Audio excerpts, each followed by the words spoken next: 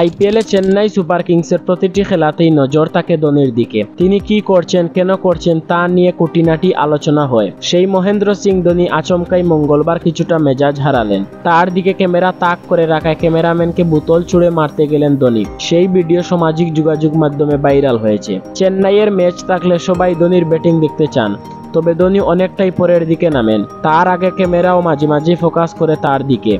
কখনো তাকে চুপচাপ বসে থাকতে দেখা যায়, কখনো কিছু খেতে বা ব্যাট শেডো করতেও দেখা যায়। খেলার মাঝে বারবার মানুষের নজর থাকে তার দিকে। মঙ্গলবার তার উদাহরণ দেখা গেছে। ক্যামেরা তার দিকে তাক করানোর পর ধোনি নিচু হয়ে জলের বোতল নিচ্ছিলেন। সেটি থেকে জল পান করার আগে ধোনি বুঝতে পারেন ক্যামেরা তার দিকে তাক করা।